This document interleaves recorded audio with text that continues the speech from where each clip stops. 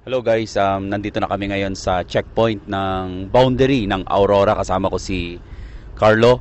Siyempre kasama rin namin. Sino yung kasama nating isa? Oh yun, si Polo. Nakalimutan ko na no. Kahit na sinasabi nilang okay nang dumaan dyan, wala nang kailangan, pero may dala pa rin kami. Bala namin kasi yung mga iba daw na dumadaan, naghahanap pa rin sila.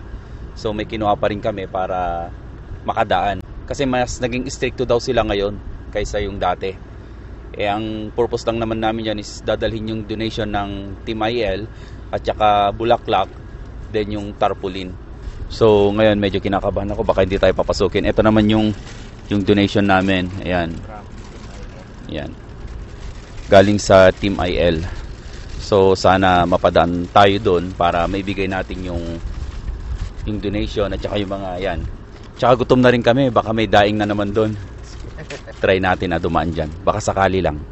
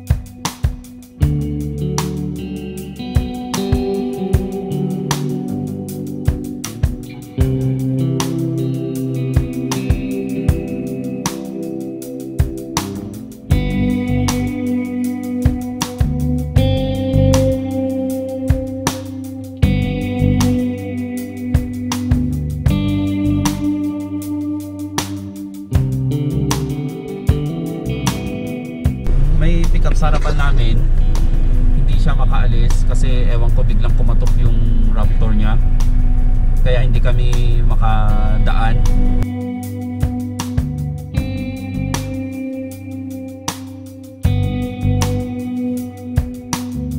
Kasi bigla-bigla silang pumunta doon hindi nila sinusunod yung mga kuwan. Dapat bago ka dumating dito, tumabi ka muna doon sa pinagtabihan namin kanina, then isubmit mo yung mga docs. A few moments later.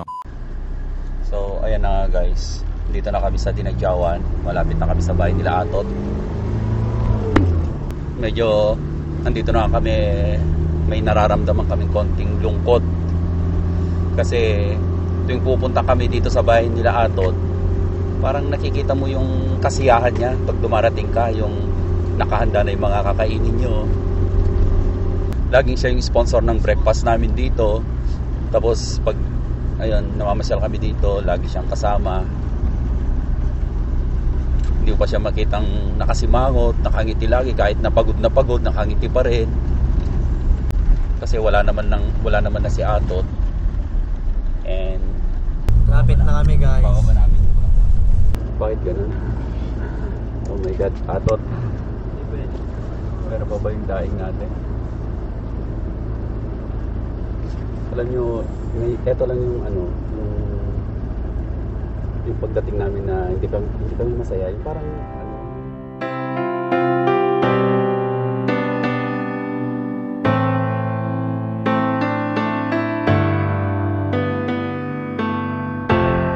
naiiyak naman daw.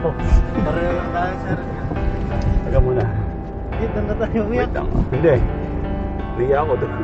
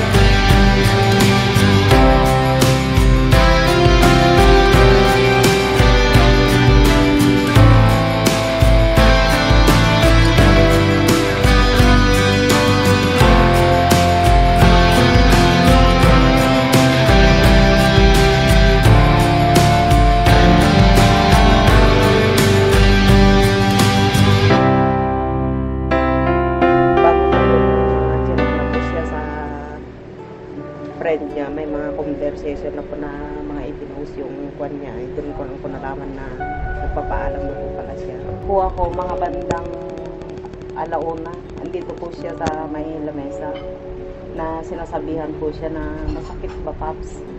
Sino kaya pa ako yung kausap niya? Sobrang sakit, Paps, sabi naman po niya. Paps, anong ginagawa mo? Nagtatanggal ng hangover, Paps, sabi naman po niya. Pero hindi po siya lasing, kaya nga lang po hindi ko siya nakatulog. Yun lang po ang pinalabas niya, nagtatanggal daw ng hangover. Eh matulog ka na madaling araw na. Kung ikaw nga hindi pa natutulog, sabi naman po nung isa. Naririnig ko po yung usapan nitong dalawa. Sa kasinilip ko, nakita ko po naka-uniform po ng ganyan. Ay, sabi ko gano'n, Ilocano Lakwachero, sabi ko gano'n. Parang pinagsasabihan po siya. Huwag mo na isipin yun, Paps, sabi ko niya ganyan. Kaya mo yan, ginaganon po siya. Ano po ito? Parang kayo nga po ang inano niya na sa parte na po ng ginawa niya pong isa ng parte ng buhay niya. Ginawa niya pong pamilya, sa pamilya na niya kayo. Yan po ang ikinuha niya sa akin. Yan nga po damit niya na galing sa internet. Palalaba pa lang po yan kahit na medyo basa-basa pa. Isusot nga naman po niya. So, ayun guys, ulit, ayun na naman. Ha? Pauwi na tayo, tapos na yung